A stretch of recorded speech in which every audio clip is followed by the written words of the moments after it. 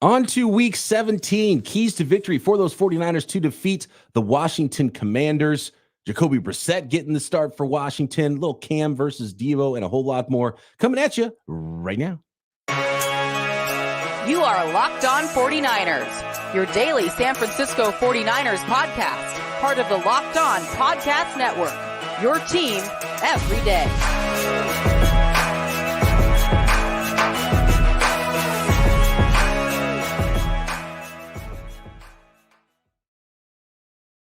Welcome to Locked On 49ers. Brian Peacock and Eric Crocker at BD Peacock at Eric_Crocker. Thanks everybody for making us your first listen here on the Locked On Podcast Network, your team every day. Big ups to all the everydayers out there. Make sure you are subscribed up on YouTube and everywhere you get your podcast. Today's episode of Locked On 49ers is brought to you by LinkedIn Jobs. LinkedIn Jobs helps you find the qualified candidates you want to talk to faster. Post your job for free at linkedin.com/lockedonnfl. That's linkedin.com/lockedonnfl to post your job for free. Terms and conditions apply. All right, Croc, we got to get into this matchup with the 49ers at the Washington Commanders. It's an important matchup. 49ers still have some business to tend to get that one seed in the NFC. I think I have a good feeling about how this game is going to go, but I want to bounce that off you here in a little bit. But first, let's talk about some of the nonsense that's going on this week between Deebo Samuel and Cam Newton, because really it's just kind of funny. And Deebo apparently got catfished a little bit, and someone pretending they were Cam Newton, which is funny because Deebo at first was like, "Who's this? I don't even know who this is." And he's like, "It's Cam." And his response was, "I don't know who this is." So he didn't even believe it was Cam at first. And then he did say it was Cam that was asking him to come on the podcast. And it turns out it wasn't Cam. It was somebody that had his number from back in the day at South Carolina. And then the whole back and forth of Deebo saying that Cam disrespected his quarterback. So I don't know. To me, it's funny and it's comical. And we have kind of talked about some of the Cam Newton stuff and his original game changer versus game manager comments that I thought was just a lazy take. So I've kind of moved off of the Cam stuff, but it's kind of funny to see the Deebo versus Cam stuff. Now, Deebo's sticking up for his quarterback. I like that. You know, my question is, sticking up for what? Like, what is he sticking up to? Yeah, look, whether or not you take it as disrespect, and wide receivers are built like that. You know how wide receivers are. Deebo took it as disrespect, whether or not Cam meant it as disrespect, and he treated it accordingly. So that's what he's sticking up for in his mind. Is it valid? I don't know. I stopped listening to Cam the moment I heard that first thing that he said about the game changer versus game manager. I was like, guys, I don't need to listen anymore of Cam's nonsense. I get the sense that a lot of the fan base, the faithful, feel the same way as Deebo Samuel felt about what Cam Newton said, and even after he kind of tried to address it and clear it up. Here's my thing. I'm seeing a lot of everybody saying that people are hating on Brock Purdy and this and the other. I don't think there's some people, right? Like Michael Parsons, when he said, and I thought he was joking when he said it. It came off as he was joking, but if you just read it on a piece of paper, it doesn't look like he was joking. But he talked about how, man, I can throw to Tyreek Hill. I can throw to the 49ers receiver. Like, put me in those offenses. I can play quarterback. I think he was kind of joking, but I feel like that's a lot of respect for the ability of a Tyreek Hill. I think that's him speaking more towards the ability of and how much talent the 49ers have on the roster, as opposed to putting down the current quarterbacks in that system. That was how I looked at it. Now, maybe I'm being biased and whatnot, but I do know, at least from things I've said about Brock Purdy, there are people out there that truly think Croc doesn't like Brock Purdy or doesn't think he's good. I'm like, where are you coming from with it? Like, I've never said those things. Like, I always have felt like he's good. I always think that he has done a really good job. He's been exceptional. He's been the best quarterback I've seen play for 49ers, and I don't know how long. Now, how good or how great is he? And I think that's where the water gets a little muddy. And there are some people that, even if you come off as saying, man, I think he's really good, I don't think he is this amazing quarterback, but he's been terrific and amazing for us. Somehow that comes off as some kind of disrespect or like a backhanded compliment. And I think 49er fans, the faithful, this is me talking to y'all, I don't think that everybody should get so up in arms or so emotional over someone's opinion or how much praise they give a player. You know, we can look at any player on this roster, and I get accused of being like this Trey Lance stand. I don't care about Trey Lance. He's on a whole nother team. I liked when they drafted him, and I thought he had a lot of promise, and they got rid of him because they didn't feel the same. And all right, he's gone. Like, okay, we got bigger and better things going on right now. 49ers playing extremely well. But for whatever reason, it's a really hot topic anytime you bring up Trey Lance. And it's a really hot topic if you're not saying that Brock Purdy is the best quarterback in the league. And I think it's kind of strange. It puts people in a really weird space. I mean, fan is short for fanatics. So unless you heap ultimate praise on a team's favorite player, on a fan's favorite player, they might come at you sideways. And to be honest with you, as far as Debo's concerned, stay mad, because you're better mad anyway, Debo. So whatever, if you have to manufacture a chip on your shoulder, whatever it is, I'm here for it. I hope Brock Purdy's mad. I hope Trent Williams is mad. I hope everybody's mad after that loss, especially for the 49ers, because you got to bounce back quick. And I do think that the Washington Commanders potentially are running into a buzzsaw, because there is going to be 53 mad dudes out there. We got to get into the injury report as well before we get into some specifics about this game, because the injury report, Croc, is getting a little bit bigger. It's growing a little bit now, and which is worrisome. And you got to, that first round bye is important, because they're going to need to lick their wounds a little bit. And I'm going to go through the Thursday practice report here, and all of the did not participates and all of the limited practicers for the 49ers, and a couple of interesting names that were fully participating in practice. Let's start with those that did not participate. Eric Armstead, don't be shocked if Eric Armstead doesn't play until the playoffs start. He's got the plantar fascia foot thing going on that's worse than the knee, but it's still foot and knee on the injury report for Eric Armstead, not at practice. Turf toe for Aaron Banks, not at practice. Jair Brown, knee injury in the last game. He's not practicing right now. Ross Dwelly's got an ankle. Juwan Jennings still in concussion protocol. And we've seen some guys zip through concussion protocol this year. So that one has definitely lingered for Juwan Jennings, which is not a great sign. Not at practice. Running back Jordan Mason has an illness, so not an injury. He wasn't at practice. Hopefully he's cleared up and ready to go for Sunday. Christian McCaffrey getting a vet day as well. And then backup tackle Jalen Moore has a concussion. And we saw how the 49ers ended up shaking up their offensive line in that game. And Burford was kicking out the right tackle, and you had McKivitz on the left side, and you had Ben Barch jumping in at left guard when Aaron Banks was out. And that's not an ideal way to go about things, especially with a couple of good defensive linemen, even though Washington traded a couple of their linemen. We got to talk about the interior guys that they still have there in Washington that the 49ers have to block up. Limited participants in practice, Croc. Oren Burks, linebacker, knee. Javon Hargrave, hamstring injury. There is Debo Samuel with a neck injury, limited at practice this week. And Ambry Thomas has both knee and hand injuries, limited. And Trent Williams with his groin injury, limited at practice as well. A couple of notes here on the full participants in practice. One is a huge one, is Brock Purdy, and he had that stinger that he left the game with and never ended up coming back into the game. Not benched, Brock Purdy. But Sam Darnold did finish that game, obviously, for the 49ers. Brock Purdy says he's fine with the shoulder.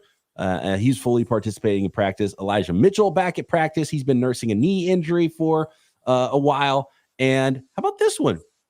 Wide receiver Danny Gray, fully participating in practice. Might this be a Danny Gray game, Croc? I forgot he was even on the team. If he can do something on special teams, I think that would be his best way to kind of make an impact. You have Debo Samuel back there returning kicks. We know that Debo can be really good and dangerous. I really like the usage in the past of Debo returning, where, hey, it's a big moment, it's a big game. Let's put Debo back there and see if we can get some better field position. But having Debo back there returning every single kickoff, I think that's less than ideal. So if a guy like Danny Gray can go back there and return kicks, which I don't think we've really seen that, but if he can do it, then that would be really good. And that would be his best way to kind of make his way onto that active game day roster. And then from there, hey, maybe you come in and you have an opportunity to make a play. We've seen that from Ronnie Bell. Maybe that could be Danny Gray. And then continue to work to work towards being in Kyle Shanahan's good graces.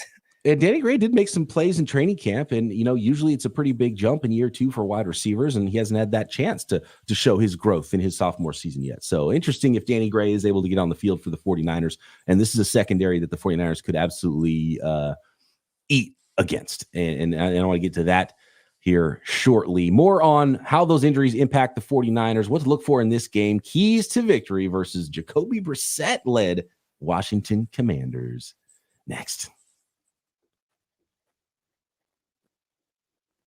Today's episode of Locked On 49ers is brought to you by LinkedIn Jobs. When you're hiring for your small business, you want to have as many top-tier candidates as possible to interview. That's why you have to check out LinkedIn Jobs. LinkedIn Jobs has the tools to help you find the right professionals for your team faster and for free. We're talking about a network of 1 billion professionals at LinkedIn. LinkedIn isn't just some other job board. This is a vast network making hiring easy when you have that many qualified candidates. So easy, in fact, that 86% of small businesses get a qualified candidate within 24 hours at LinkedIn Jobs. And LinkedIn Jobs even has launched a feature now that helps you write job descriptions, making the process even easier and quicker. So post your job for free at linkedin.com/lockedonnfl. That's linkedin.com/lockedonnfl to post your job for free. Terms and conditions apply.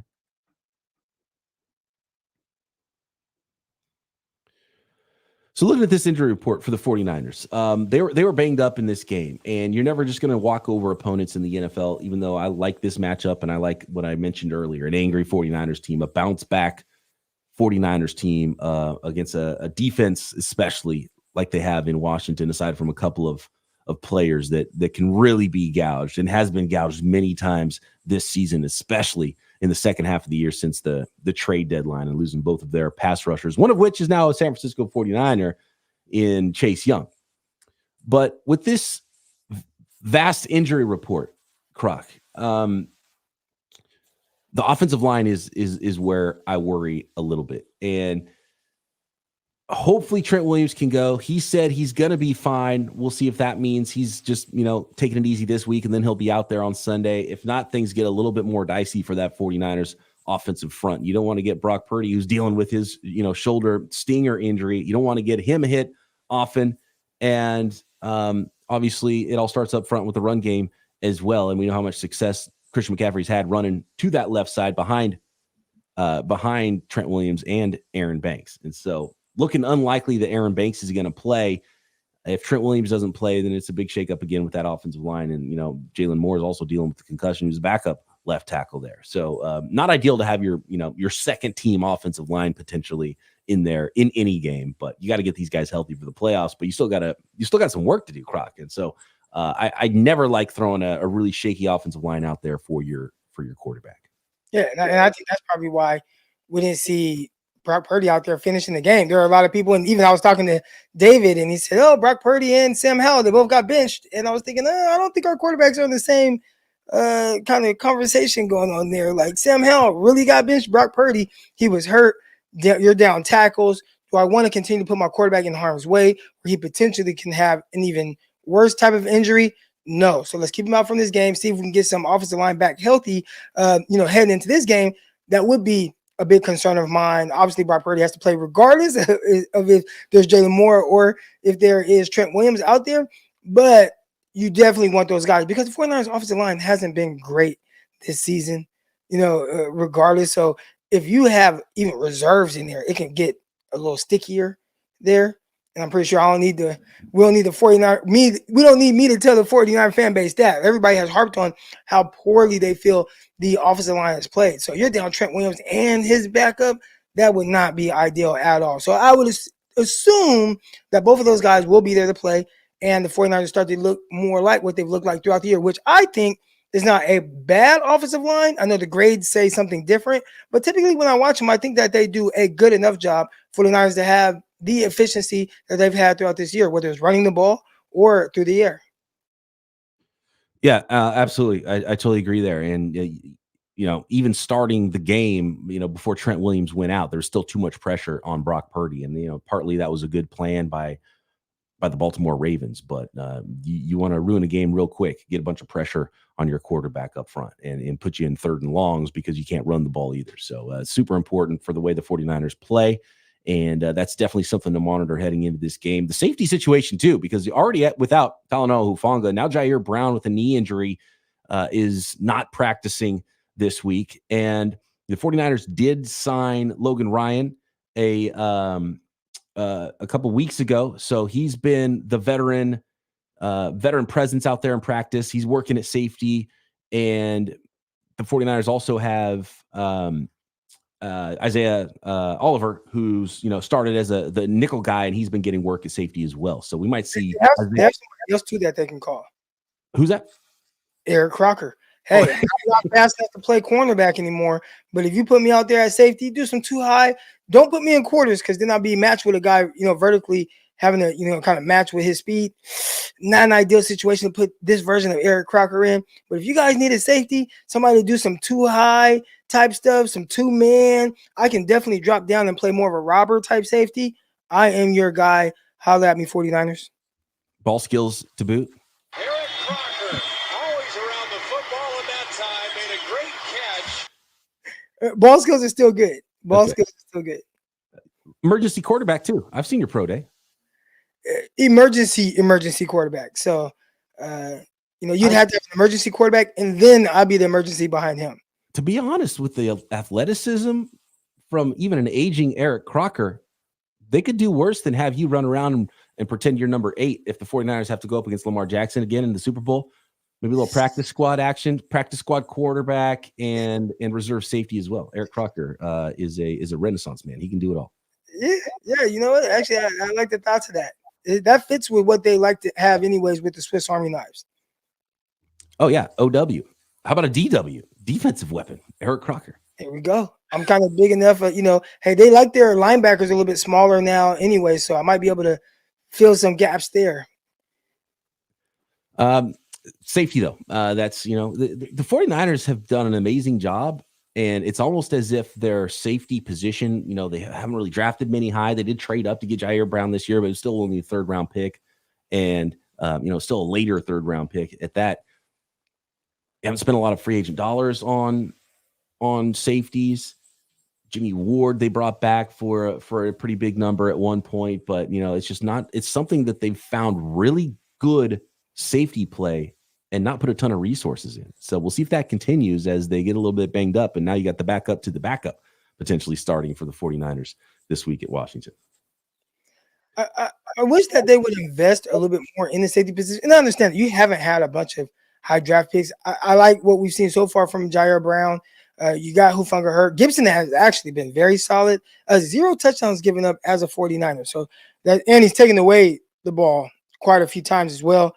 But man, where's that like hyper athletic, game changing playmaker guy, right? Like watching Kyle Hamilton. Did that not make 49er fans want to say, you know what? That's a really good football. He's around everywhere. He's around the line of scrimmage. He's making tackles. He's back in coverage. He's getting multiple interceptions. Matter of fact, he got pancaked, smushed. A guy jumped on his back, and somehow, some way, he was in position to get an interception. Like, that was one of the wildest things. I had no idea he was both guys. I didn't know either. I did not, for the life of me, expect that the guy that intercepted the ball was the one that Aaron Banks was laying on top of just a few seconds before that. I was blown away when I realized it was the same guy. Unbelievable. By the way, that's why when you see offensive linemen pancake a guy and stay on top of him, that's why. Because you still want to let your guy get up and make a play after you make a great block on him. So you just lay on him. Yeah, that was a crazy play. But yeah, man, like, let's invest a little bit more to have to go with a guy like Jair Brown, to go with, Talanoa Hufanga. I would like to see that, but can't do anything about that right now. Logan Ryan come in, veteran, understands defenses, understands scheme. Anybody that's coming from a Bill Belichick tree has been used with a certain level of versatility. He's got to play cornerback. He's played safety, Tampa Bay Buccaneers. If you have to start kind of digging deep into the roster between him and maybe bringing in a guy like, Dante Johnson, bring back some guys that at least they have an understanding of what they're doing to where they won't just be a big time liability. Yeah. So part of me just thinks that we should never worry about the safety position, but at some point, they're your last line of defense. And we saw, to be honest with you, it wasn't a great game for either of the 49ers safeties last week. And Tashawn Gibson's thrown darn near a perfect game since he's been a 49er. And so it was odd to see him, and there was a couple of back-to-back plays where he had to, the penalty that he didn't need to make, and potentially even could have picked that ball off if he played the ball instead of the man a little bit more. And then, so just a couple bad back-to-back plays there. And so, yeah, just keep an eye on that safety position. Keep an eye on the offensive line. 49ers coming in this one a little bit banged up. Next, keys to victory, what the 49ers have to look out for. And Washington has a new starting quarterback and a couple of really good defensive tackles that the Niners have to get blocked. Next.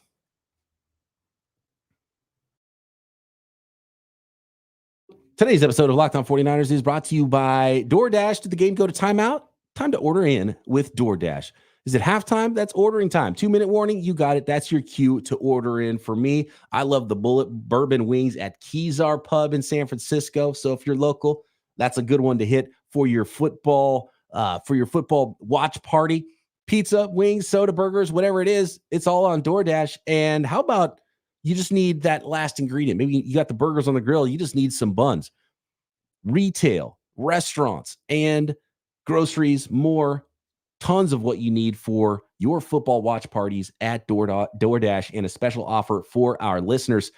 50% off up to $10 value when you spend $15 or more on your first order when you download the DoorDash app and enter code LOCK23. Subject to change, terms apply.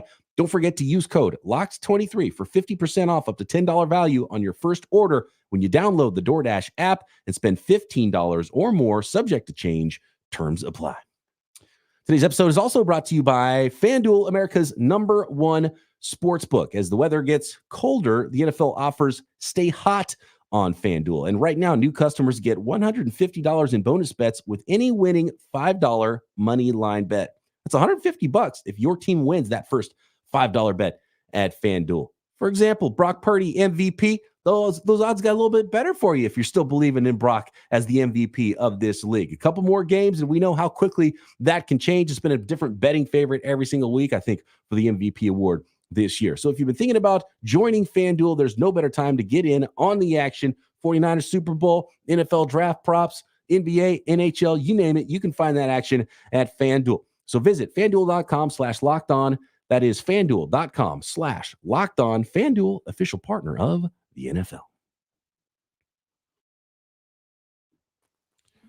Peacock, Yeah. are you a betting man? Yes. Depends. I like the parlays. I like to bet a little and potentially win a lot. And I know the odds get infinitely longer, but that's why you get I don't enjoy as much going, okay, here's $20. Let's wait for 3 hours and see if I make 20 more bucks. I want to say, here's $20. Let's wait a few hours and see if I turn that into $1,000, right? Like that's more fun for me. So I like the parlays. I asked that because a lot of people, after, I want to say this was Tuesday morning, after Brock Purdy's game, he was no longer the favorite for MVP. Matter of fact, I don't think it was first, second, third. He might have been fourth or fifth. I said, hey, if you still think that there's a chance that Purdy wins the MVP, this would be a good time to put some money on him while he's minus or plus 850, right? And I think a lot of people, you're just going to throw your money away. It's like, well, part of betting is you want those kind of odds, right? Like you want to try to get in when he's at plus 850, and all right, like let's see what happens if he balls out these last two games. Some other guys don't play well, and I got him at plus 850, which is still, that's not even as good as you could have gotten him a few months ago. You could have gotten, I saw some people that are like, man, I got him at plus 1,600, or I got him at plus 2,000, right? So, $200 at plus 2,000 wins you $4,000. So that would have been a great time. But part of like the gambling aspect of it is not gambling or betting on the favorite, because the payout's not good from there. It's betting on the underdog to kind of come through. So, if you're on FanDuel and you're able to do all that, this is the time to jump in on it if you think that Brock Purdy will have a terrific last two games to maybe push for that MVP. You might lose it, but your odds as far as the money that you can get back are the best right now, as opposed to before the Baltimore game where he was at like minus 200. So you would have to put $100 down, or excuse me, you have to put 200 down just to win 100. Like that, you don't want those odds. Now's the time. Sean in the chat says Purdy is the key to victory. Purdy just needs to be Purdy. Brady, Manning, and all the greats had multiple 4-interception games in their careers. He is getting way too much criticism because he is Mr. Irrelevant. And I do think there's some truth to that because there's already been so much argument about Brock Purdy. Is he MVP? Is he even the best player on his offense? And all this. And then he has a bad game. And so then the vultures are going to come out, right? But it's like we talked about in the 3-game losing streak, Croc. There were some good things that Purdy did as well. There were some tip passes in this game. I'm all about the rebound for Purdy, and this is the exact team to do it. Because we talked earlier this week about maybe there's a blueprint out there that the Ravens put out there, and they got all these good DBs and put more DBs on the field. Washington doesn't have that. Like, they could have all the blueprints they want. They don't have the personnel to be able to pull off what the Ravens did against the 49ers. I think it's going to be a Purdy game. I think he's going to go off in this game. I think there will be more Purdy MVP talk after this one. It's going to be a feast, I think, for that 49ers offense against the secondary and against the Washington Commanders defense, as long as they block those two defensive tackles, Deron Payne and Jonathan Allen. Those are really good players inside. And so banged up 49ers offensive line is really the only way that I could see this thing going south for the 49ers on offense. The 49ers, even with those 4 turnovers, were down 4 points at halftime. The score was 16-12. Yeah. So when we talk about Baltimore too, they were moving the ball.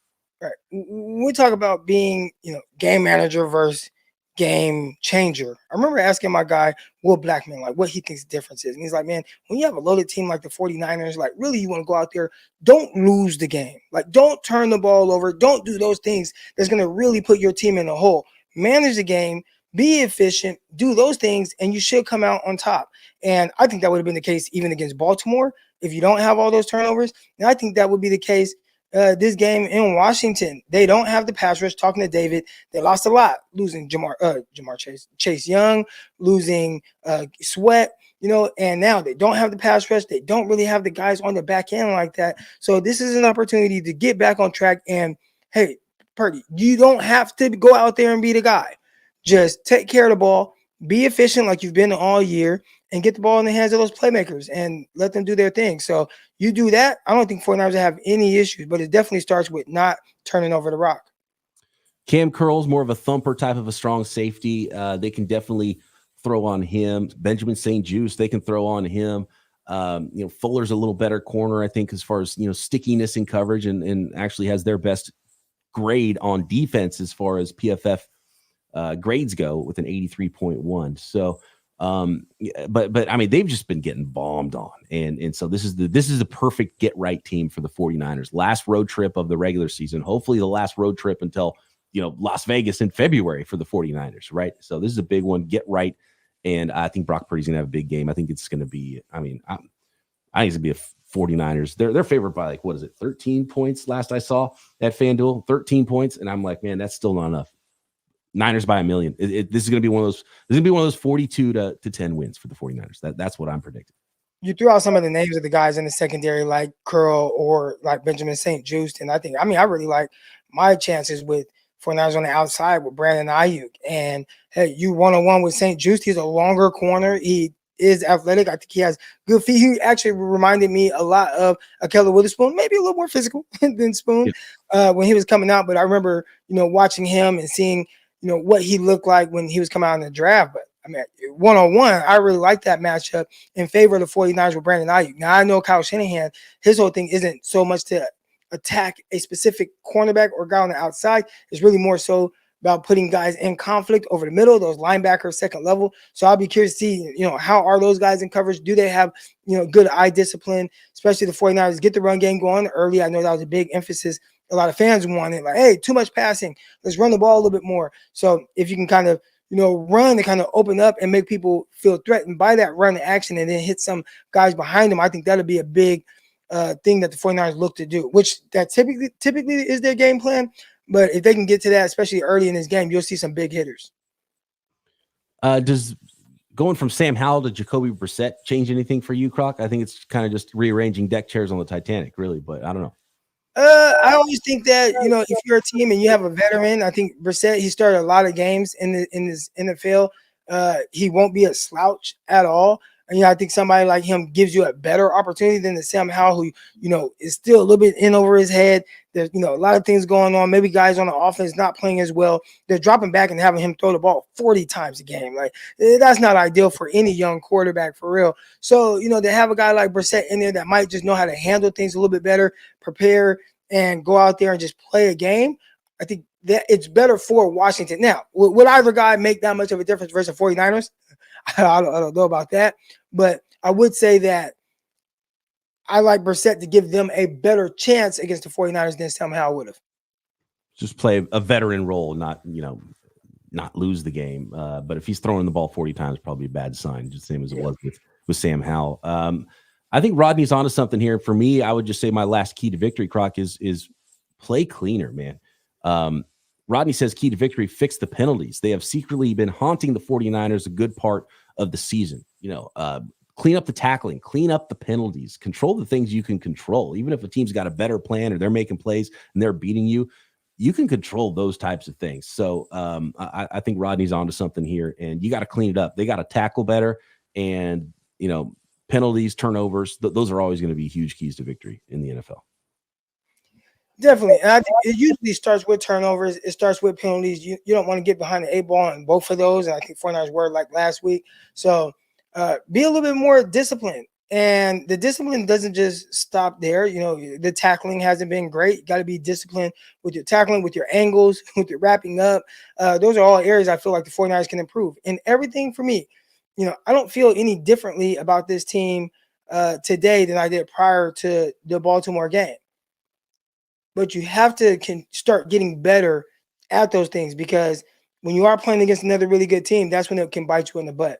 It might not matter as much against Washington, but Washington won't be the standard, right? It is the teams like Baltimore. It will be, I know 49ers dominated Philly and Dallas, but those teams come playoff time. It will be, the Rams. I think the Rams, they can potentially clinch a playoff spot this weekend with a win, and then I think Seattle lost or something like that. But, against teams like that, like where you have much better quarterback position. I mean, how many people are playing better quarterbacking right now than Matthew Stafford? Like, dude is hot.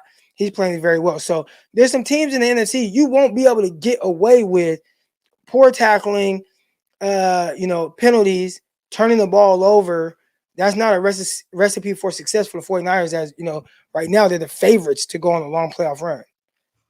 42-10, one touchdown from Jacoby Brissett to Terry McLaurin, even though it's too late for my fantasy team and Terry McLaurin, and disappointed me all year long with Sam Howell. As much as he threw the ball, I thought there'd be a lot more fantasy points for Terry McLaurin. He's going to get one in this game, and that's it. And 49ers win big. By the way, Nick Mullins already benched. They're going to the rookie in Minnesota. So I wanted to just one more Nick Mullins drop, last opportunity for that one. And not even drafted. That's that. A rough one for former 49ers quarterbacks this year. And Brock, back on track. Thanks everybody out there for making us your first listen here on the Locked On Podcast Network. And of course, Croc and I will be back here to break all of it down post-game. Locked On 49ers.